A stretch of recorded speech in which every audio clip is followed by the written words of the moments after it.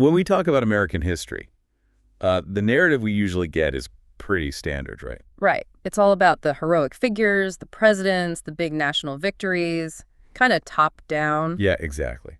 A neat story celebrating unity, consensus. But what if you flip that? What if you focus not on the establishment, but on the folks resisting it? The laborers, the enslaved, the disenfranchised, the poor. Well, that's precisely the challenge we're tackling in this deep dive. We're looking at U.S. history basically from Columbus, late 15th century, right up to the 1990s. Yeah, using sources that deliberately avoid that familiar storyline. Instead, this history is all built around resistance movements, marginalized groups. And internal conflicts, especially class conflicts, things that were always there shaping the experience. So our mission here is to kind of give you, the listener, a shortcut. A shortcut past the simplified versions. Right. To extract the key insights, the ones that show how class struggle, racial division, gender oppression, they weren't just side stories. No, they were foundational, like the gears of the whole system. And they constantly generated pushback, resistance from below. Often hidden, but always there. It's about understanding the system by looking at the people it was designed to, well, control. So let's dig into that perspective. Okay, so where do we start? We have to go way back 17th century, long before the Revolution. Virginia, 1676, 70 years after the colony's founding, Bacon's Rebellion. And this wasn't just some minor skirmish. Oh, no. It was huge. A massive, violent revolt. You had poor white frontiersmen joined by enslaved black people, indentured servants. All together. Enough so that they forced the colonial governor to actually flee Jamestown. They burned the capital. Wow. Okay. The establishment must have been terrified. Absolutely terrified. It showed them just how precarious their position was, especially when poor whites and enslaved blacks found common ground. So how did the elites react? What did they say about it? Well, the Royal Commission report at the time paints the leader, Nathaniel Bacon, as this really dangerous figure. Oh, so? They describe him having an ominous, pensive, melancholy aspect, It's pretty dramatic. and possessing a pestilent and prevalent logical discourse tending to atheism. Basically, they saw him as an intellectual threat who could sway people. So they thought he'd seduced the common folk. Yeah, the vulgar and most ignorant people, which they figured was like 2/3 of the population. And Bacon was criticizing the system. He was tapping into real grievances about laws and taxes as unjust and oppressive. Which came from? Deep class resentment. Poor whites got pushed west onto dangerous Indian land. Well, the rich guys. Exactly. They monopolized the good land near the coast and used the government to protect themselves. Okay, so the suppression of this rebellion, it must tell us a lot. It really does. The elite response shows their immediate strategy for holding on to power. They brought in 1,000 soldiers from England. 1,000? That's serious. It was. They had two main goals. First, make an example. Show poor whites, through hangings and force, that rebellion did not pay. Brutal. And the second goal? This is the real aha moment, I think. They started implementing a deliberate, long-term divide-and-conquer policy. Yeah. They needed to turn poor whites against the Indians instead of against the wealthy elite. Redirect the anger. Precisely. And this lined up perfectly with what was happening in New England at the same time King Philip's War. Another conflict where popular anger was channeled into a racial war for land. Exactly. So Bacon's rebellion itself was complex, right? It was anti-aristocrat. Yes, challenging the rich planters. And it was violently anti-Indian. Demanding extermination of local tribes. So by giving more land to poor whites' land taken from Indians and by legally cementing black slavery as permanent, they drove a wedge. A huge wedge between the two groups who were being subordinated, solidified race and class divisions right there early on, divisions that, well, still echo. Okay, let's jump forward about a century, What? Closer to the Revolution. That class anger didn't go away, did it? Not at all. It intensified. And often, it wasn't just aimed at the British. It was aimed at the colonial elites, the guys who'd soon become the patriots. Can you give an example? Sure. The Boston Stamp Act riots, 1767. Okay. General Thomas Gage, the British commander, he noticed something interesting. What was that? He saw the popular leaders first whip up the mob against the crown. Standard protest stuff. But then those same leaders got terrified when the mob's anger turned towards their own wealth. So the crowd wasn't just symbolic, like the Tea Party later. No, they were looting the lieutenant governor's house. There was talk, Gage reported, of destroying the homes of 15 rich men as part of a war of plunder, of general leveling, and taking away the distinction of rich and poor. That sounds like straight-up class warfare. It was bubbling right under the surface. And the economic situation in Boston at the time, does that back this up? Absolutely. Huge wealth gap. The top 10% held something like 66% of the taxable wealth. And the bottom? The lowest 30%, sailors, laborers, apprentices, they had nothing taxable, couldn't even vote. The system was totally closed off to them. So they pushed back. Yeah, there was a real push for actual democracy from the working people, the mechanics. What do they want? Radical stuff for the time.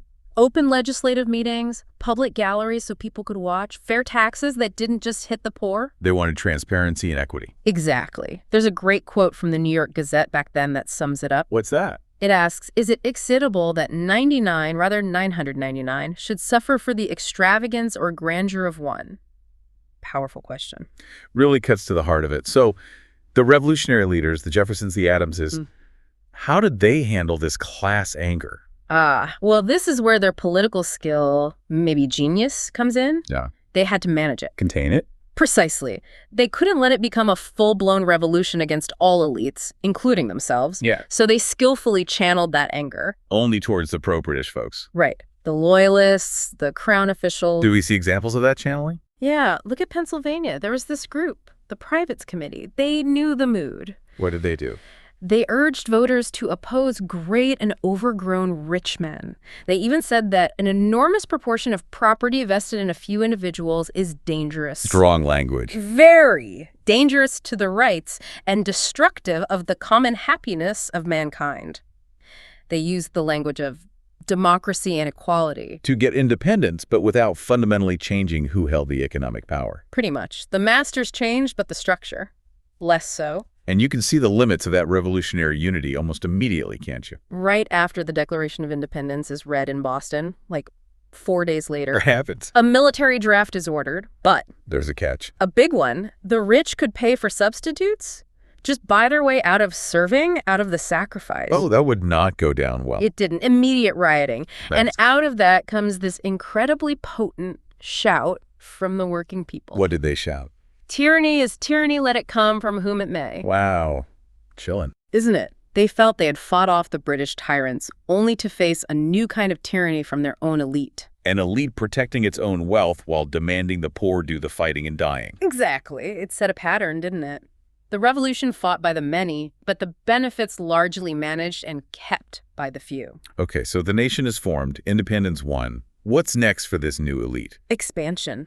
Massive internal expansion. And that meant getting land. Which meant dealing with the Native American tribes already living there. Right. So Indian removal wasn't just, a cultural clash or something incidental. It was fundamental to building the modern capitalist economy. How so? Explain that link. The sources really reframe this. The new government saw the tribes primarily as obstacles to the land needed for farming, for commerce, for markets. And speculation. Hugely important. Land speculation. Figures like Washington, Patrick Henry. They were massive land speculators themselves. Expansion was key to national wealth and personal wealth for the elite. So Jefferson's approach, it wasn't just about civilizing the Indians. Well, that was the presentation. Early 1800s, he proposes this plan to Congress. Encourage trade, get Indians to adopt civilization. Sounds benign on the surface. But the real goal, the mechanism, was debt.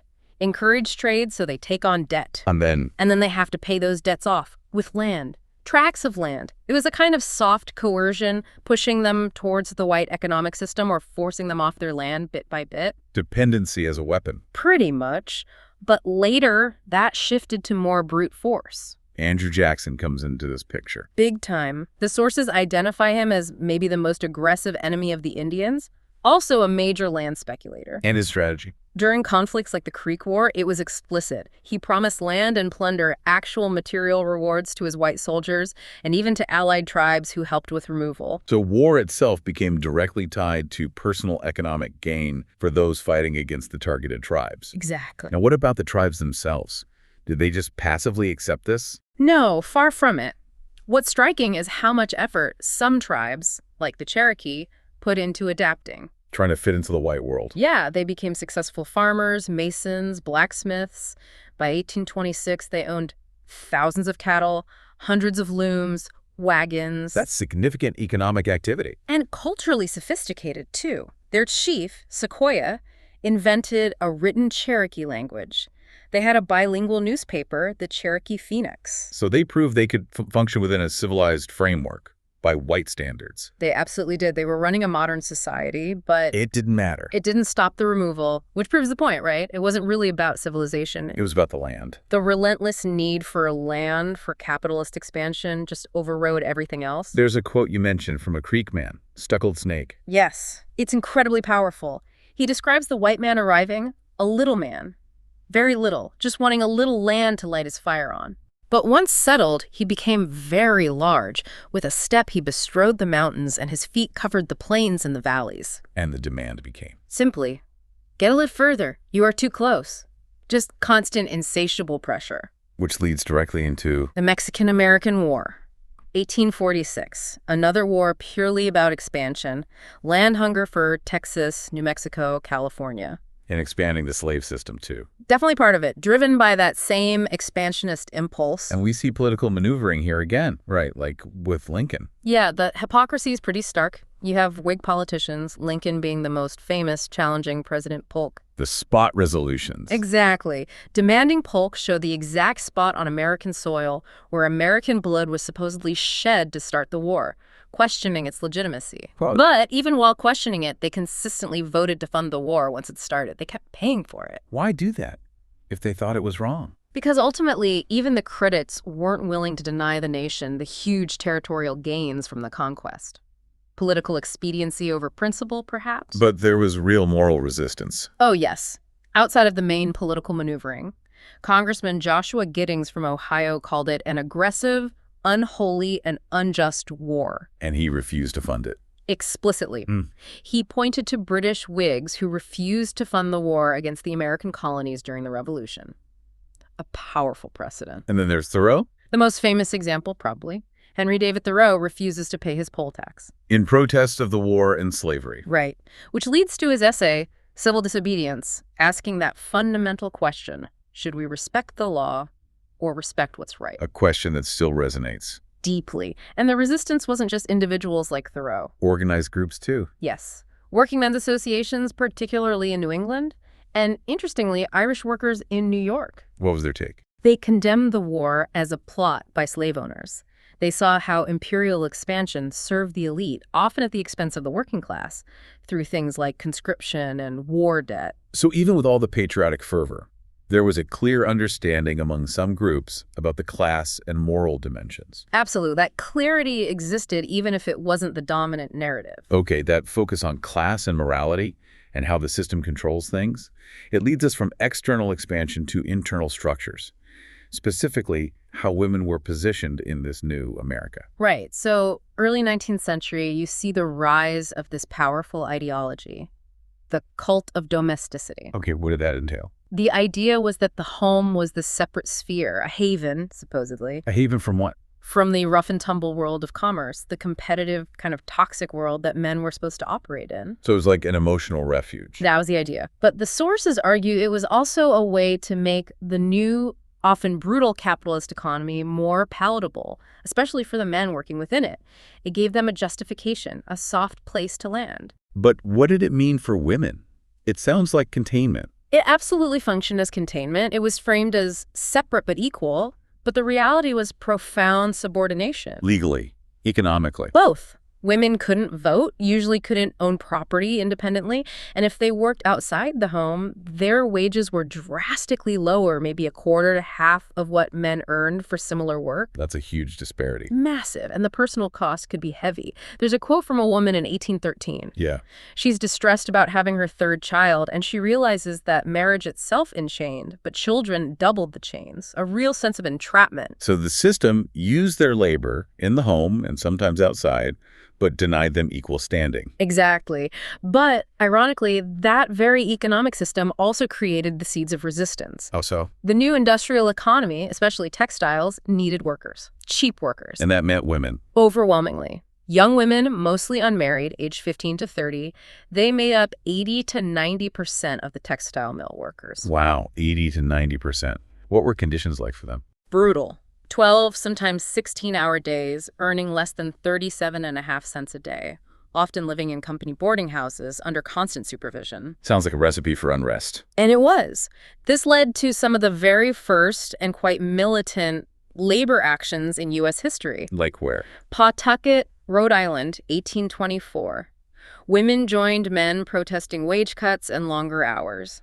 They met separately, though, which is interesting. Shows the gender divisions even within the protest. Right. But then in Lowell, Massachusetts, 1834, the women struck entirely on their own after one of them was fired. So they were really on the front lines of early industrial resistance. Absolutely. Proving that even under intense control, people will fight back. They saw their situation clearly. Incredibly clearly. They even drew parallels to slavery. The Factory Tracts, published by the Female Labor Reform Association, What do they say? described the mill women as nothing more nor less than slaves in every sense of the word. Slaves to a system of labor which requires them to toil from 5 until 7 o'clock. That's powerful language. Slaves in every sense. It shows a deep understanding of their exploitation.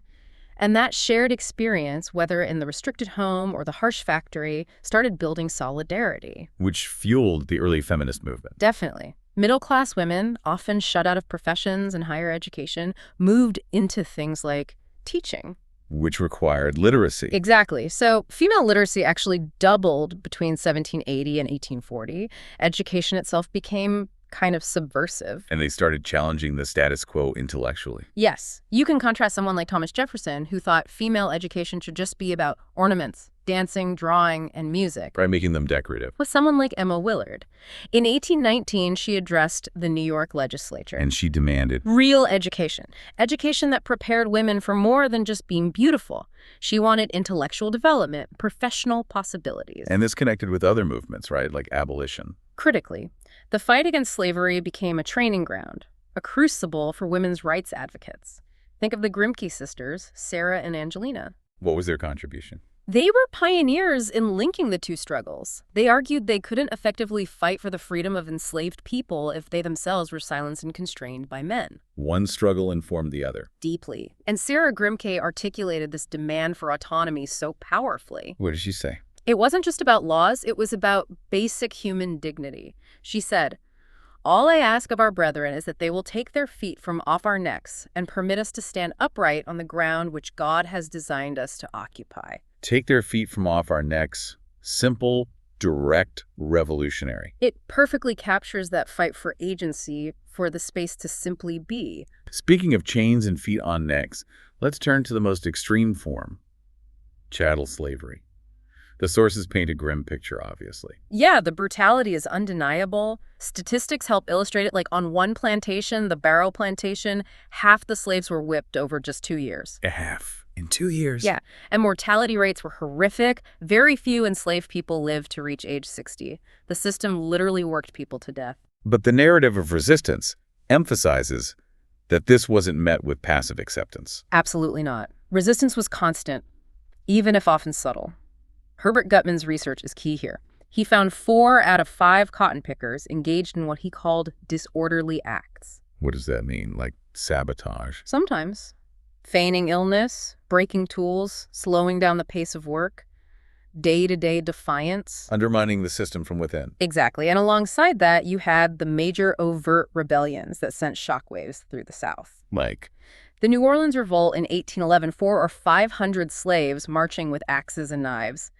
And Denmark Vesey's conspiracy in Charleston in 1822, which involved possibly thousands. Even if they were brutally put down. Their existence shows a continuous, unbroken spirit of defiance, never submission. Okay, moving into the Civil War. Emancipation happens, but the sources suggest its limits were apparent immediately. Yes. Even for black soldiers fighting for the Union, they faced discrimination right away. Lower pay, for one.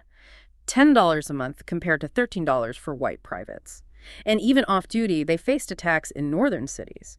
Fighting for freedom didn't mean instant equality, even from their allies. And after the war, the white South's reaction, it was denial. Deep denial mixed with confusion and resentment. There's a quote from a South Carolina planter in 1865. What did he say? He confessed his delusion.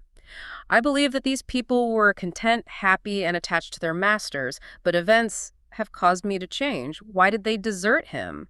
and flock to an enemy. Just couldn't fathom that people didn't want to be enslaved. That denial fueled the violent backlash during and after Reconstruction. The betrayal of Reconstruction. Swift and brutal. The old planter class regained political power surprisingly quickly. They set up the Jim Crow system. Segregation, disenfranchisement. And the chain gang system, which was horrific. What was the specific purpose of the chain gangs? The sources are explicit. It was designed to terrorize the blacks and furnish victims for contractors. So control through terror and cheap labor. Exactly. Poor black farmers, often trapped in debt through sharecropping and exploitative local stores, would be arrested on trumped-up charges, vagrancy, things like that. And then leased out. Leased out as unpaid labor for businesses, road construction, farms, a new form of slavery, essentially, disguised by the legal system. But again, resistance continued. Always. People fought back in myriad ways, and the rhetoric could be incredibly defiant. Look at John Hope, a young black man in Georgia at the time. What was his stance? Incredibly bold for the era, he said. I am going to say we demand social equality. I am no wild beast, nor am I an unclean thing. Directly challenging the accommodationist approach of someone like Booker T. Washington. Absolutely. Demanding full equality, not just economic self-help within segregation. Okay, so the Civil War ends chattel slavery. But the late 19th century sees a new kind of economic bondage emerge, right? Under industrial capitalism. Yes, the era of the robber barons, the massive concentration of wealth. You have Rockefeller dominating oil, Carnegie building his steel empire. And the scale of wealth was just staggering. Unprecedented. When Carnegie sold his company to J.P. Morgan. How much was that? Carnegie got $492 million. Morgan then immediately created U.S. Steel, selling stocks and bonds for $1.3 billion. Wait, so he inflated the value by over $400 million instantly. Pure financial wizardry and market control. Nothing to do with actual production value changing overnight. And how was that massive paper wealth sustained? U.S. Steel needed two things. First, government help protective tariffs. Political connections paying off. Absolutely. And second, labor exploitation. 200,000 workers, 12-hour days, 7 days a week for incredibly low wages. So the stock price was essentially built on the backs of the workers. Directly, which inevitably led to explosions. Like the 1877 rail strikes. The first truly national strike wave, caused by wage cuts during a depression. These were men earning maybe $1.75 a day to dangerous work like being a brakeman. Yeah, and the strikes turned violent? Very violent. But what's really significant is how the forces of control started to fracture. What do you mean? In Pittsburgh, the local militia actually sided with the strikers. Wow. Refused to suppress them. Yeah. And even more striking, in Philadelphia, another militia unit refused orders to fire on the crowd. Why? One soldier reportedly said he'd rather shoot the president of the railroad company. That shows a serious breakdown in class loyalty, even among the militia, the guards of the system. Exactly. The class divide was becoming too stark to ignore, even for them. And the language of the workers became more radical. Openly revolutionary. You see things like the Chicago Working Men's 1876 Declaration of Independence. Paralleling 1776, what did it say? It argued capitalism itself has shortened human life, destroyed morals, and fostered crime. Strong stuff. And declared independence from? From all allegiance to the existing political parties. They pledged to basically take over production and govern themselves. A clear sign that they saw the existing political system as serving only the wealthy. No question about it. The battle lines were drawn very clearly in that period. Moving into the 20th century, the methods of control seemed to get more sophisticated. Yeah, the sources introduced this idea of political capitalism. It's a more subtle approach than just outright repression, usually. Okay, break down political capitalism. What does that look like? The argument is that many major reforms, like those during the Progressive era, Trust-busting regulations. right, weren't necessarily fundamental attacks on corporate power. Instead, they were often pushed by influential businessmen themselves. Why would they do that? Push for regulation. To stabilize the system, to head off more radical demands from below. It was a way to manage dissent and preserve the core of capitalism. So Teddy Roosevelt, the famous trust buster, it was more complicated. The sources suggest yes. He actually worked quite closely with figures from J.P. Morgan's circle, like Elbert Gary and George Perkins. To do what? To ensure corporations accepted some regulation. Roosevelt himself admitted he feared that defeating minor regulations would just fuel the movement for government ownership of things like railroads. So regulation was a tactic, a lesser evil for the corporations. A way to prevent something worse. from their perspective. Self-preservation through reform. At the same time, the U.S. is really stepping onto the world stage. Absolutely. Moving from continental expansion to building a global empire. With strategies like the open door in China. Ensuring U.S. access to that huge market. And the closed door in Latin America. Where the U.S. enforced its own economic dominance, often through military intervention, keeping competitors out, ensuring U.S. companies had control. And the Philippines becomes a key example of this new global reach. A brutal one. The Philippine-American War was a bloody conquest of a non-white population resisting U.S. control after the Spanish-American War. How did people react back home? It was mixed. Some labor unions actually supported annexation. They thought it meant more trade, more jobs. But others saw it differently. Yeah, other unions condemned it as just imperialism, a capitalist plot to exploit cheaper foreign labor and resources. And what about black soldiers fighting in the Philippines? They were caught in a really difficult position. There was pride in serving, maybe hope for proving their worth and gaining respect. But they were fighting what they recognized as a brutal war against colored people. It mirrored the racism and violence they faced back in the U.S. A deep conflict of loyalties, an early sign of how empire could complicate race and class solidarity using patriotism. Definitely. Fast forward past World War II, and internal control becomes even more critical. The Cold War context Provides the perfect justification.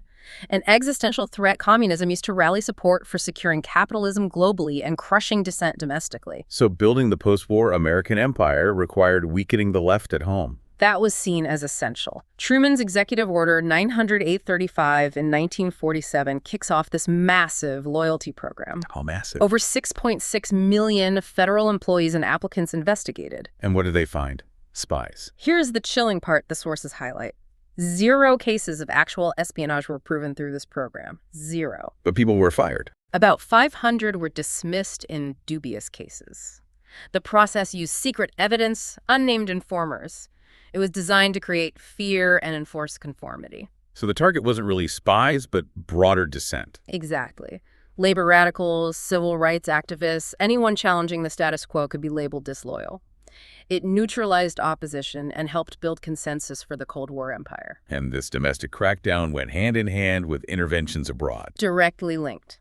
Protecting U.S. business interests was paramount. 1953, the CIA helps overthrow Mossadegh in Iran, After he nationalized Iranian oil. which threatened British and potentially American oil interests. And Guatemala in 1954. The CIA backs an invasion to overthrow the democratically elected president, Jacobo Arbenz, Why him? because he implemented land reform that involved expropriating unused land owned by the massive American corporation, United Fruit. So literally overthrowing a government to protect one company's profits. The message was clear. Any government, even a democratic one, that threatened U.S. corporate interests was considered hostile and could be removed. But all this effort at control, at conformity, it eventually meets serious resistance again in the 1960s. Yeah, the long 60s. The civil rights movement shifts gears. Starts with nonviolent resistance, but gets increasingly militant. The Greensboro sit-ins in 1960 are a key moment. Spontaneous, direct action. Yeah. How did the federal government respond? Cautiously. Their main goal seemed to be maintaining stability, avoiding chaos. Like with the Freedom Rides. Exactly. The Freedom Riders were testing Supreme Court rulings against segregation in interstate travel. Attorney General Robert Kennedy. What was his move? The sources say he essentially made a deal. He traded the riders' constitutional right to travel freely for a promise from Mississippi officials that the riders would be protected from mob violence if they submitted to arrest upon arrival. So safety in exchange for arrest. Trading a constitutional right for physical protection, brokered by the state resisting that right. Pretty much. It showed the limits of federal commitment when faced with Southern defiance. Protection came at the cost of accepting illegitimate arrests. And this caution turns into something else by 1963. Co-option. That's the argument regarding the March on Washington, when civil rights leaders planned this massive demonstration. The government got involved. Yeah, national leaders, including the Kennedys, embraced it. They worked to manage it, shape it into a more palatable event, a friendly assemblage. And that meant censoring some voices. Famously, yes. John Lewis from SNCC, the Student Nonviolent Coordinating Committee, was forced to tone down his speech. It was originally much more critical of the federal government's inaction. Which leads to Malcolm X's critique. A really powerful cutting critique. He saw the whole thing not as a triumph, but as a sellout. A sellout. How? He argued the Washington power structure essentially took over the march. They control the logistics, the timing, the speakers, the message. To neutralize its radical potential. Exactly. He famously called it a picnic, a circus. He said they took this powerful black steamroller and defanged it, turned it into something safe and manageable for the establishment. Okay, that's a harsh critique. But didn't that managed approach, that picnic, help create the political climate for the Civil Rights Act and Voting Rights Act to pass shortly after? That's the complex question, isn't it? The sources leaning on Malcolm X might argue that while laws were passed and they were hugely important, no doubt the management of the march sacrificed the opportunity to demand deeper, more fundamental economic change alongside legal rights. So a trade-off. Legal equality potentially bought at the expense of challenging economic inequality. That's one interpretation Malcolm's critique, that the system grants reforms primarily when resistance becomes too threatening to ignore, and it prefers granting legal reforms over economic ones. Interesting. Now, another huge movement shaking the 60s. Vietnam. Massive resistance. Yeah. And what's really striking is the scale of it and where it came from. From just 100 people protesting in 65. To huge numbers, 100,000 on the Boston Common alone by 1969. And a key part of this was resistance within the military. This is crucial. The revolt of the Guards, as the sources put it. Soldiers, veterans, often working-class guys doing their duty, turning against the war they were sent to fight. Specific examples. Richard Steinke, a West Point graduate, court-martialed for saying the war was not worth a single American life. Captain Howard Levy, an Army doctor, convicted for calling Green Berets murderers of women and children and refusing to train them. These aren't just draftees resisting, these are officers. Right. It showed the dissent was reaching into the core of the military structure. The moral contradictions became unbearable for some. And did this protest actually work? Did it affect policy? This is a key point. Years later, Nixon actually admitted in his memoirs What did he admit? that the anti-war movement directly caused him to cancel plans for major military escalation, including potential nuclear threats. He said public opinion was too divided. Wow. A direct admission from the top that popular protest tied his hands. It's a rare and important acknowledgement. It proves that organized public resistance can impact the system, even on matters of war and peace. So if we pull all these threads together, from Bacon's rebellion through the abolitionists, the factory workers, the civil rights activists, the anti-war protesters, what pattern emerges? The idea of a permanent adversarial culture. A culture of resistance, of opposition that exists consistently throughout American history, often operating outside the mainstream political system of Democrats and Republicans. It's always there, bubbling up. And it persists because the system itself is designed for control. The sources call the American system maybe the most ingenious system of control in world history. Why ingenious? Because it's wealthy enough to provide just enough rewards, slightly better wages, some property, a bit of status, or political access to a significant portion of the population. To guards. Exactly. The middle class, professionals, soldiers, police, teachers. The groups needed to keep the system stable. They get enough privilege to have a stake in defending the overall structure, even if the very top elites capture most of the wealth. And the key to maintaining this is division. Strategic division. The sources argue the remaining wealth is distributed specifically to pit the rest, the 99%, against each other. How? Black versus white, native-born versus immigrant, small property owners versus the propertyless, men versus women. It obscures their common interest as essentially sharers of leftovers in an incredibly wealthy society. Can you give concrete examples of how this division is manipulated? The sources offer a couple of powerful, cynical examples. First, taxing the middle class to pay for welfare programs for the poor. Which creates resentment. Exactly. Resentment from the taxpayers, often humiliation for the recipients, deflecting anger away from the structure that creates poverty in the first place. And the second example. Even more pointed. The practice of busing poor black kids into poor white neighborhoods. Why is that cynical? Because it pits two relatively powerless groups against each other, fighting over scraps in equally under-resourced schools, while the wealthy suburbs, with their well-funded schools, remain completely untouched by the conflict. So the conflict is engineered to flow sideways or downwards. Never upwards, towards the elites who actually benefit from the inequality and the division. It's a masterful deflection. #outro. Okay, so after this deep dive, what's the big takeaway for you, our listener? It seems American history, seen this way, is just fundamentally shaped by ongoing class and racial conflict. Yeah, and the political and economic system, despite reform, seems designed primarily to maintain elite power. It does this through containment, sometimes co-option, and crucially, that strategic division of the majority. And the whole thing hinges on what? On the obedience and loyalty of millions of people. Yeah. The guards we talked about, the clerks, the soldiers, the professionals, the people who run the system day to day and have just enough stake in it to keep it going. So the final provocative thought from this perspective is, what happens if those guards start to doubt the system? What happens when they realize they might be expendable too? When their economic security feels threatened? When things like environmental damage or healthcare costs or crime aren't just problems for other people anymore, but affect the middle class directly. Right. When the precarity that has always defined life for the poor starts creeping up the ladder, reaching the slightly privileged. Is that the potential breaking point? According to this analysis, yes. The real hope for fundamental change lies in that potential moment.